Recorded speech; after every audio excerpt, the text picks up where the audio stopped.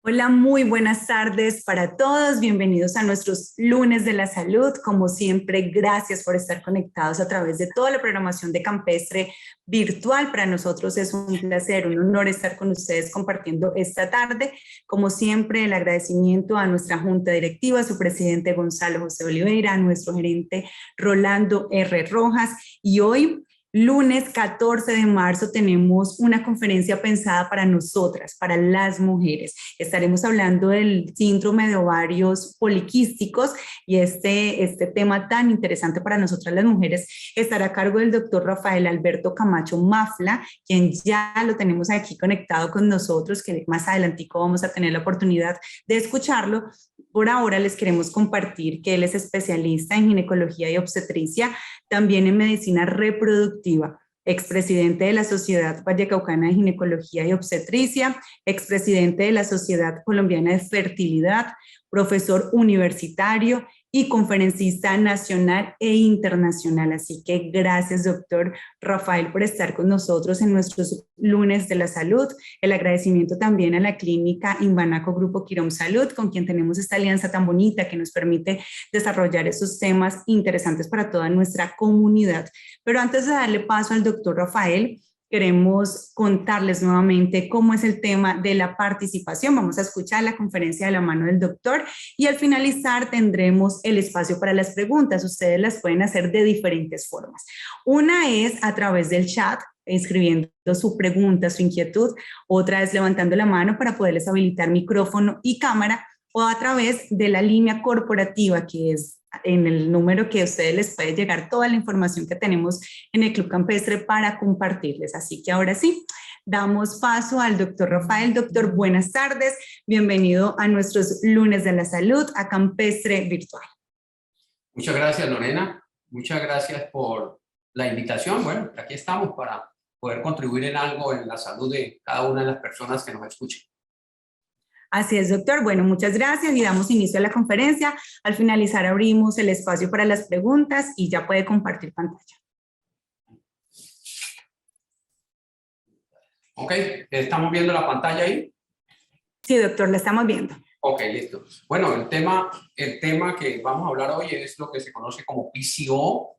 Tiene varios nombres. Miren, si uno busca en la literatura o busca en internet a qué se refiere esta entidad, esta enfermedad, ustedes lo van a encontrar como síndrome de ovario poliquístico, enfermedad poliquística, síndrome de ovario androgénico, hiperandrogenismo funcional, hiperticosis, síndrome de Steven-Leventhal. Eso les dice la cantidad de nombres con la cual se puede identificar esta patología que es muy frecuente en las mujeres. Vale la pena hacer una diferencia entre lo que es una enfermedad y lo que es un síndrome. Y esto lo llamamos PCO, síndrome de ovario androgénico, síndrome de ovario poliquístico y los nombres que yo les di hace un momento. La diferencia entre enfermedad y síndrome es que la enfermedad tiene una causa concreta. Pongo un ejemplo. Una neumonía causada por el neumonía, por una bacteria. Hay una causa que produce la enfermedad y está especificada. En esto es la ocurrencia, en los síndromes, la ocurrencia de más de una enfermedad que afecta al enfermo. Eso es de lo que se trata cuando hablamos de este síndrome, que yo lo voy a tomar una sola frase, síndrome de ovario androgénico, para hablar de él. Ustedes ya saben que me refiero a cualquiera de los otros términos. Es una concurrencia de más de una enfermedad que afecta a la paciente. Miren, es que este es un trastorno muy frecuente. Es de los trastornos endocrinos más frecuentes que se presentan en las mujeres. Afecta aproximadamente al 10 al 15% de todas las mujeres en edad reproductiva. Edad reproductiva se refiere a las mujeres que tienen capacidad de embarazarse. 10 a 15% de estas mujeres pueden presentar este síndrome. Y una cosa muy importante, puede afectar al 20% de las parejas que buscan embarazarse. O sea, cuando hablamos en general en la población de 100 personas en edad reproductiva, vamos a encontrar 10 o 15 que puedan tener esta patología.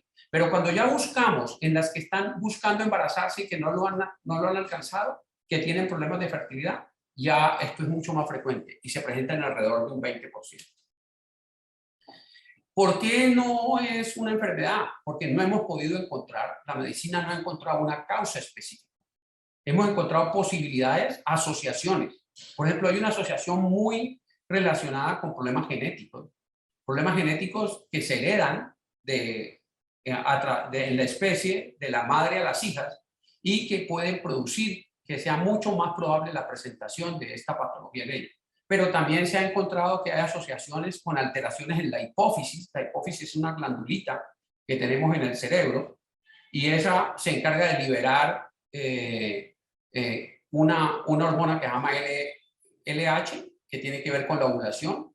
También se ha planteado que puede haber alteraciones en el manejo de la insulina y también se ha planteado que puede haber alteraciones en el manejo de otra hormona que se produce en la hipófisis, que es la FSH.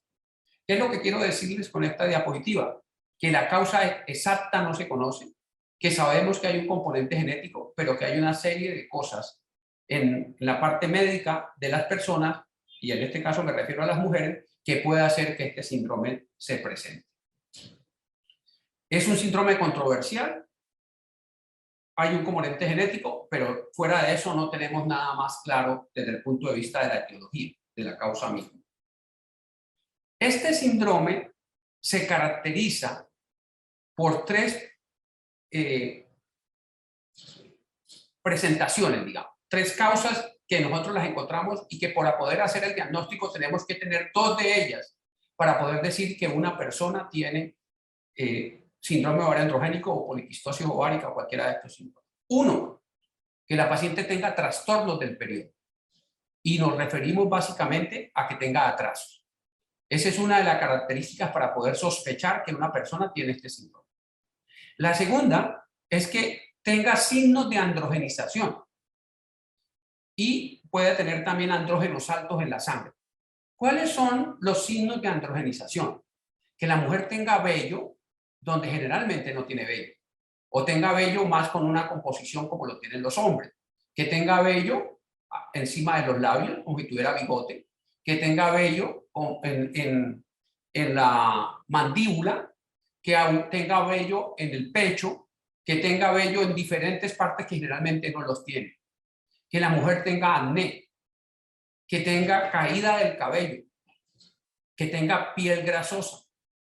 Esos son signos de androgenización que pueden presentarse. Esa es otra de las características de ese síndrome. Y la tercera característica para uno sospechar que una mujer tiene este problema es que cuando se le haga una ecografía, en la ecografía haya un montón de folículos antrales. Lo que normalmente la gente le dice tiene quistes en los ovarios. Pero aquí no estamos hablando de quistes grandes, estamos hablando de unos microquistes, generalmente menores de 10 milímetros, 3, 4 o 5 milímetros, que tienen un montón de esos quistes y que generalmente tienen una distribución periférica alrededor de los ovarios. Cuando sospechamos que una mujer tiene esta enfermedad, debe de tener dos de estas características. O debe tener trastornos en el periodo y signos de androgenización, o debe tener trastornos en el periodo y los ovarios poliquísticos, o puede tener signos de androgenización y ovarios poliquísticos. Necesitamos tener todos de estos criterios para poder hacer este diagnóstico. Esta es la característica que nosotros observamos en los ovarios. Si ustedes ven en la diapositiva, en el lado derecho de la diapositiva, vemos unos ovarios llenos de folículos antrales, de una cantidad de folículos antrales. Y cuando vemos a la mujer misma, cuando examinamos a la paciente, vamos a ver una paciente que tiene acné, puede tener caída del cabello, alopecia, puede tener acné en estas áreas, puede tener aumento del vello en diferentes áreas, puede tener como barba en un momento determinado. Entonces eso nos hace sospechar que estamos ante una paciente que tiene este síndrome. No quiero que ustedes lean completamente esta diapositiva, pero lo que quería ejemplarizar con ella es que para poder llegar a un acuerdo en las sociedades científicas del mundo han habido un montón de reuniones. Por ejemplo, el Colegio Nacional de Salud en los Estados Unidos en 1990 dio unos criterios para hacer este diagnóstico. Luego hubo una reunión muy importante que fue la reunión de la Asociación Americana de Reproducción con la Asociación Europea de Reproducción, donde dio los criterios que son los que más se usan hoy, que son los que yo les acabo de mencionar hace un momento. E incluso han habido criterios dados por la Sociedad de Andrógenos. la Sociedad de Andrógenos en los Estados Unidos. Pero nos basamos básicamente más en los criterios de la R, en el criterio donde en el congreso que se realizó en Rotterdam se dijo esos tres criterios: trastornos del periodo, signos de androgenización o presencia de ovarios poliquísticos. Ahí está lo que yo les estaba diciendo. Incluso después de la reunión de Rotterdam se han dado varias reuniones, unas hablando del síndrome, pero relacionadas con fertilidad, que fue hecha en el 2007 en Grecia, y otra realizada en Ámsterdam en el 2010, donde se miraron los otros aspectos relacionados con este síndrome. Ahí están los criterios, nuevamente, los criterios de Rotterdam. Miremos la parte azul de la diapositiva, no la parte amarilla, donde habla de atrasos del periodo. Eso clínicamente lo llamamos nosotros oligo o anovulación. Oligo es atrasos cuando la menstruación se le atrasa a la mujer, y anovulación es cuando no ovula. El segundo criterio, como lo había dicho, es una presentación clínica o bioquímica. Clínica fue la que les dije del acné, de la caída del cabello, de estas características que les mencioné, o que tenemos los andrógenos altos en sangre. Y el tercer criterio es la presencia de ovarios poliquísticos. Miren cómo es la presentación de este síndrome. Cuando una mujer tiene este diagnóstico de síndrome de ovario androgénico, o síndrome de Stilling-Leventhal o PCO, en el 20 al 50% de estas mujeres tienen problemas con la ovulación, no ovulan. Y eso explica por qué estas mujeres tienen más posibilidades de tener problemas de fertilidad, porque casi no ovulan. También en un 60 al 75% tienen aumento del vello en áreas donde no debían de tenerla, 65 al 75%. En un 15 a un 25% pueden tener acné.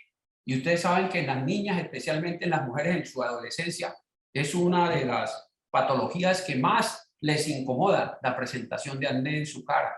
Bueno, y en cualquier momento de su vida, pero digamos que a las muchachas jóvenes les causa mucha dificultad. También en un 10% pueden tener caída del cabello, lo que se llama como alopecia.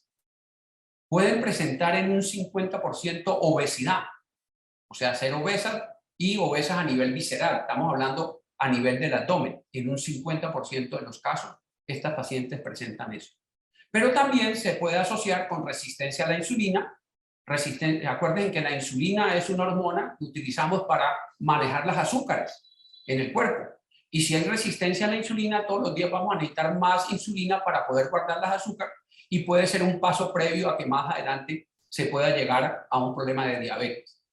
También se presenta un síndrome que se llama acanthosis nigra, que es que en estas áreas, alrededor del cuello o aquí en las axilas o en la ingle, esas áreas se colocan mucho más oscuras, y en un porcentaje de estas pacientes presentan problemas de fertilidad. Cuando sospechamos, o una mujer sospecha que puede estar presentando uno de estos síndromes, es importante que consulte al médico y lo haga a un especialista en endocrinología o un ginecólogo que maneje endocrinología ginecológica, porque no todas las presentaciones de esta, que se hacen con estas características son todas de síndrome de ovario androgénico. Puede haber una hiperplasia suprarrenal congénita, es una enfermedad que se hereda, pero que se presenta cuando la mujer ya está mayor, y esa se puede presentar muy similar con las características del síndrome de ovario androgénico. Puede haber una hiperprolactinemia. La prolactina es una hormona que se produce en la hipófisis, que tiene que ver con la secreción de leche en las mujeres, que se eleva en la lactancia cuando las mujeres han tenido hijos, pero en algunas pacientes puede haber aumento de esa hormona cuando no están embarazadas, y puede presentar trastornos que pueden darse presentación similar a la de este síndrome. Cuando hay problemas con el tiroides, cuando hay tumores a nivel de los ovarios, o tumores a nivel de las glándulas suprarrenales. Eso hace que sea importante que cuando nosotros tengamos esta presentación, los médicos, al ver las pacientes, o las pacientes al darse cuenta que tienen esta sintomatología, pues consulten para que se haga un diagnóstico y se pueda hacer un manejo adecuado de esta enfermedad o esta patología. ¿De qué depende el tratamiento de este síndrome? Se los enseño siempre a los estudiantes y les digo que depende de lo que quiera la mujer. ¿Qué quiere? Regularizarse, es un tipo de tratamiento. ¿Qué quiere? Planificar, es otro tipo de tratamiento. ¿Qué quiere? Embarazarse, es otro tipo de tratamiento. ¿Qué quiere? Bajar de peso, pues puede estar vinculado con los tratamientos que hacemos en él. ¿Qué quiere? El manejo del vello exagerado en su cuerpo. ¿Qué quiere? El manejo de la resistencia a la insulina. Y una cosa muy importante que hay que tener en cuenta. Esta patología, este síndrome, se asocia con enfermedades hacia los años 40 o 50, cuando las mujeres ya son mayores. Hay una serie de enfermedades que si esto no se trata adecuadamente, la mujer las puede manifestar más adelante en la vida. Entonces es muy importante que se le haga tratamiento para disminuir esos riesgos. Por ejemplo, es claro que en cualquier tipo de tratamiento que nosotros les hagamos a estas pacientes, es importante un cambio en el estilo de vida. ¿Y eso a qué se refiere? A que estas pacientes deben de tener dieta y ejercicio. Porque ya les dije que uno de los problemas que la mujer tiene es aumento de peso.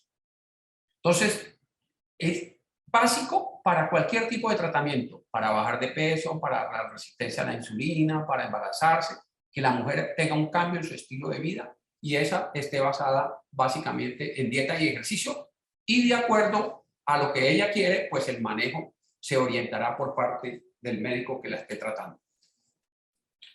Unas palabras cortas con relación a anticonceptivo. Puede ser que la paciente lo que quiera es regularizarse y no embarazarse, porque tiene vida sexual activa. Pues esa mujer debe recibir anticonceptivo. ¿Pero qué tipo de anticonceptivo? No cualquier anticonceptivo. Nosotros tenemos en el comercio una gran gama de anticonceptivos para utilizar. Pero dentro de esos anticonceptivos nosotros tenemos unos que tienen efectos antiandrogénicos. Y yo les estaba diciendo que en este síndrome las mujeres tienen los andrógenos altos.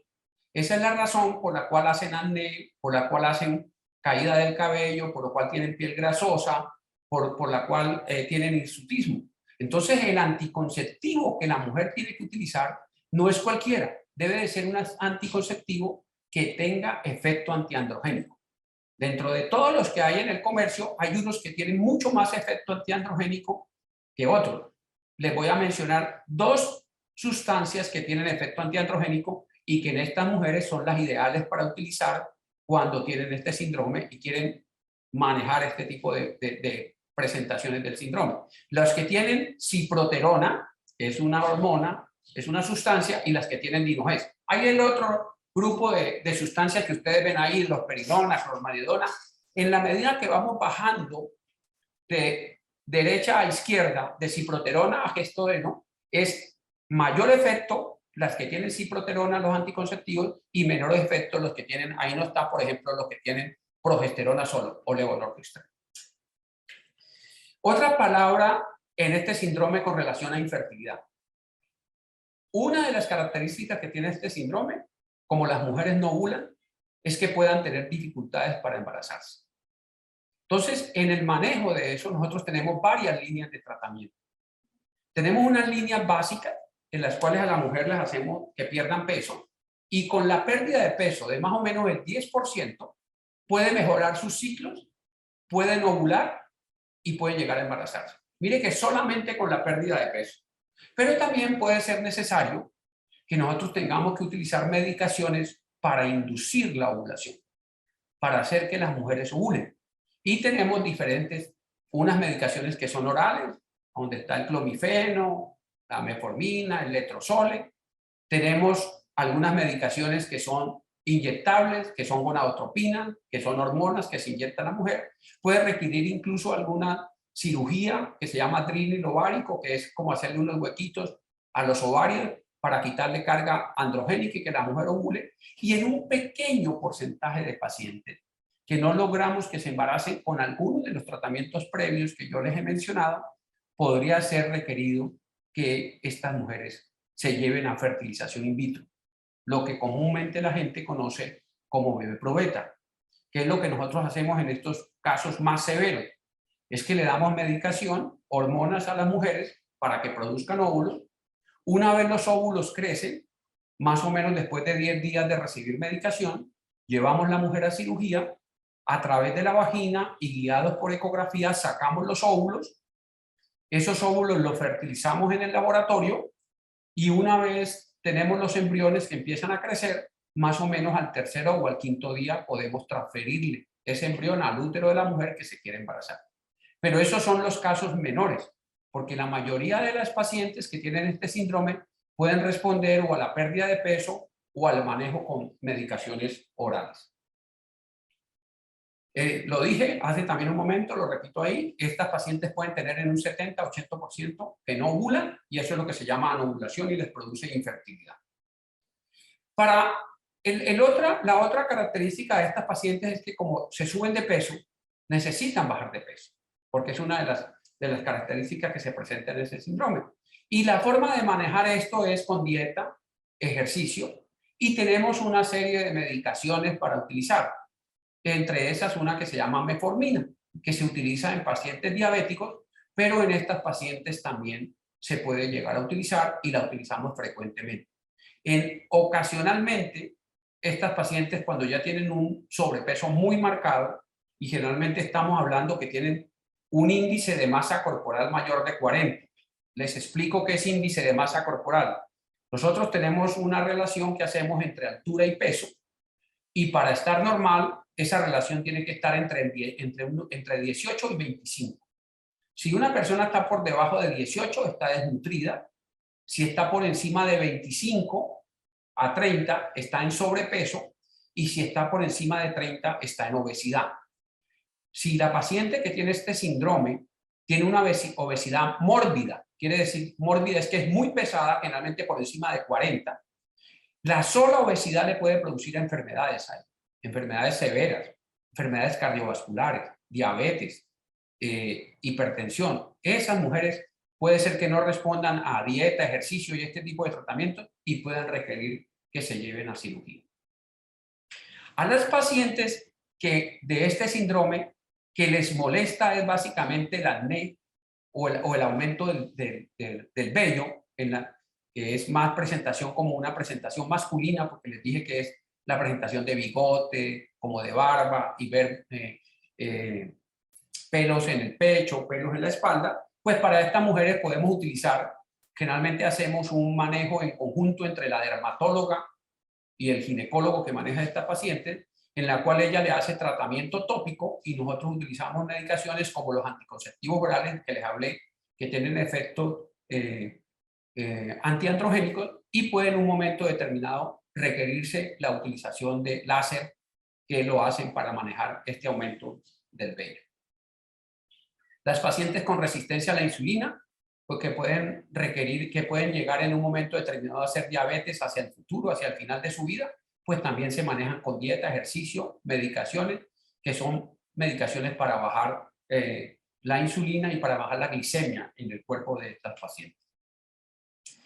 ¿Por qué es importante que la gente conozca la presentación de esta enfermedad? Ya estamos terminando en lo que yo les quiero presentar y luego les daré la oportunidad que ustedes pregunten lo que quieran.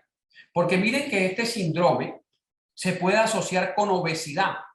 Muchas veces la gente dice, yo no bajo de peso, hago todo, hago dietas, hago ejercicio y no bajo de peso. Y mucho puede estar dado porque la paciente tenga este síndrome y estas pacientes hacen hasta en un 80% obesidad. En un grupo de estas pacientes se hace resistencia a la insulina. Entonces, hasta en un 50% de los casos se hace resistencia a la insulina. Se puede presentar un síndrome metabólico que es caracterizado por obesidad, hipertensión, trastornos en el manejo del colesterol, de las grasas en la sangre. Un grupo de estas pacientes hacia cuando están sobre los 40 años, pueden presentar diabetes tipo 2.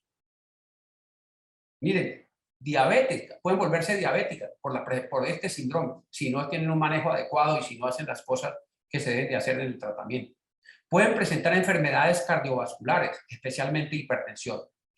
Pueden presentar depresión. Pueden presentar hígado graso, que es el aumento de grasas en el hígado.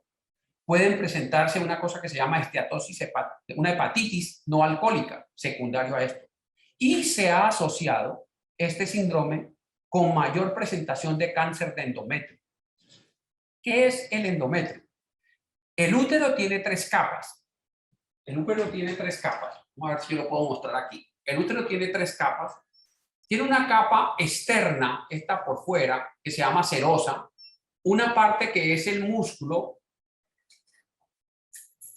que es esta que está aquí. Y esta parte interna, que se ve más rojita, ese es el endometrio. Ese es el tejido que cada mes crece y cae cuando viene la menstruación. Pues los pacientes que sufren de este síndrome pueden presentar más cáncer en este sitio, en el endometrio. Y hay unas últimas publicaciones en las cuales ahora se asocia con otro tipo de cánceres. No hay mucha evidencia relacionada con esos otros tipos de cánceres, como cánceres de ovario y cánceres de colon. Lo que sí está claro es que hay más asociación con cáncer de endometrio. Entonces, por eso es importante identificar tempranamente cuándo se tiene este síndrome y darle manejo, sea por la parte estética, o sea por la parte de salud, o sea por la parte de prevenir enfermedades hacia el futuro. No sé qué pasó, se me bloqueó aquí la diapositiva, vamos a ver si corre más. Algo pasó. Bueno, aquí ya está. Esta era lo de la resistencia a la insulina. Déjame ver si... Bueno. Listo. Eso era básicamente lo que yo tenía para comentarles en esta tarde, para ilustrar acerca de este síndrome, y estoy listo a escuchar sus preguntas. Bueno, doctor Rafael, muchísimas gracias. Muy interesante todo el tema. Bueno, por aquí nos llega más un comentario y es, definitivamente se debe buscar ese tratamiento específico, es dependiendo de lo que la mujer desee, de acuerdo a la enfermedad que está teniendo. Bueno, al síndrome, porque no llamamos enfermedad, sino síndrome. Así es. Es muy frecuente, por ejemplo, que yo tenga niñas en los 15, 16, 17 años que vienen, que su principal problema es que tienen atrasos menstruales. Aprovecho para decirle a los que nos escuchan en este momento que cuando las mujeres empiezan a menstruar, en los 3 primeros años tienen derecho a tener trastornos del periodo, en los 3 primeros años del periodo. Y eso no significa que necesiten ningún tipo de tratamiento, porque lo que se está produciendo es una madurez en el eje hipotálamo, hipófisis, ovario. Y si eso no le está causando mayor problema a las niñas o a las mujeres, no les debemos hacer ningún tratamiento. Acuérdense que la menarca, que es el primer periodo, le llega generalmente alrededor de los 11, 12 años. En esos 3 primeros años, las mujeres tienen derecho a tener trastornos del periodo y si no le causan mucho problema, no necesitarían ningún tratamiento. Pero una mujer que lleve más de 3 años y tenga trastornos del periodo y sea secundario, por ejemplo, a un síndrome de ovario androgénico, si la mujer no tiene vida sexual activa y lo único que quiere es regularizarse, nosotros utilizamos una medicación que se llama progesterona para que le venga el periodo cada mes.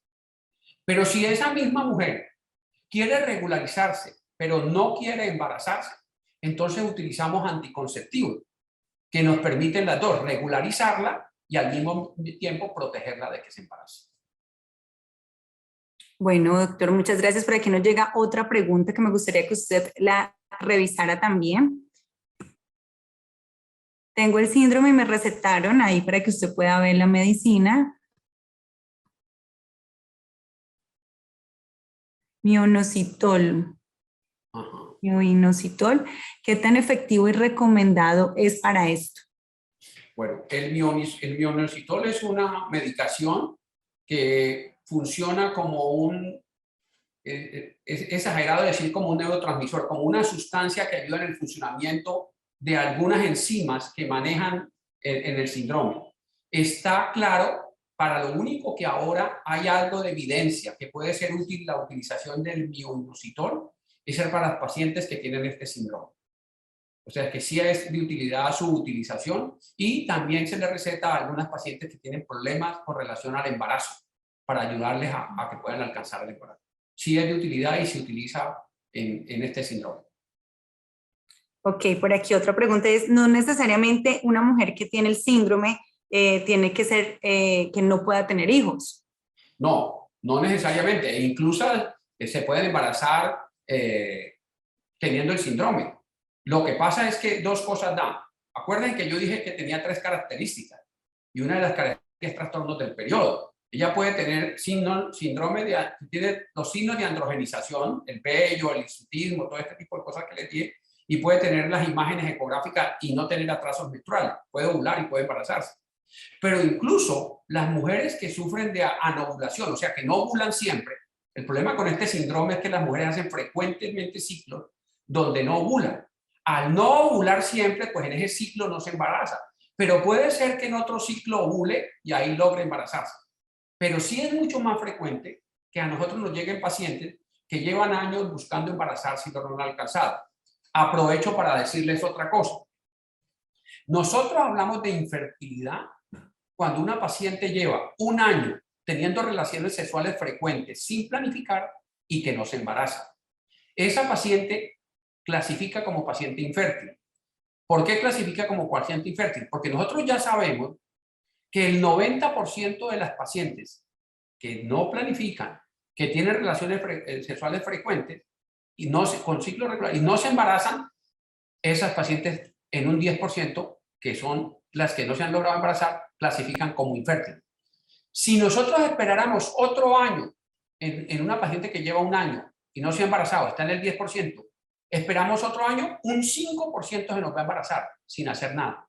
Pero nos quedaría todavía un 5% para tipificarla como paciente infértil. Aprovecho también para decir una cosa. Cuando hablamos de infertilidad y estamos dando un año, estamos hablando de mujeres menores de 35 años. Cuando hablamos de infertilidad de mujeres mayores de 35 años, solamente tomamos 6 meses. Y les voy a dar la explicación por qué. Las posibilidades de embarazarse en las mujeres son mejores antes de los 35 años. Y la posibilidad de tener un niño con problemas de cromosomas son menores antes de los 35 años. Después de los 35 años la cosa se invierte. Empieza a ser menos probable que la mujer se embarace y más riesgo de que tenga un niño con problemas de cromosomas. Entonces, cuando nos llega una paciente, muchas veces a mí me llegan aquí pacientes de 38, 39 años, me dicen, no, es que mi tía, mi hermana, mi mamá tuvo un niño a los 42, o a los 40, o a los 39. Pues sí, no estamos diciendo que no puede llegar a embarazarse. Lo que le estamos diciendo es que las posibilidades se disminuyen después de los 35 y las posibilidades de tener niños con malformaciones, con problemas cromosómicos, especialmente con síndrome de Down, aumentan. Aprovecho la ocasión para decirles a las mujeres que nos escuchan que si están pensando tener hijos, deben de tener todos sus hijos, idealmente antes de los 35 años, para evitar lo anterior que yo les dije. La disminución en su fertilidad y el aumentar el riesgo de tener niños con problemas de cromosomas. Bueno, doctor Rafael, muy importante esta información que nos está brindando en nuestros lunes de la salud. No sé si alguien más tiene alguna otra pregunta o si no ya la invitación, cerrar con toda esa información que usted nos está entregando tan valiosa y es siempre acudir a especialistas, a las personas que realmente pueden conocer a fondo lo que necesita cada una de las mujeres, porque como lo hemos visto durante toda la conferencia, son diferentes puntos, son diferentes tratamientos para lo que realmente se requiere.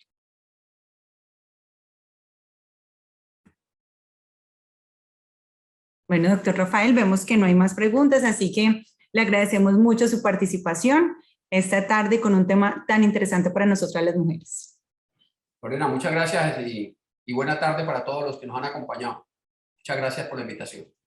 Bueno, muchas gracias. A ustedes también muchísimas gracias. Los esperamos mañana en nuestros martes de bienestar y desarrollo del ser con una conferencia bastante interesante. Por aquí nos siguen agradeciendo. Bueno, mañana nos encontramos nuevamente en Campestre Virtual. Que tengan todos una feliz tarde. Chao, doctor. Chao a todos. Chao, que estén bien.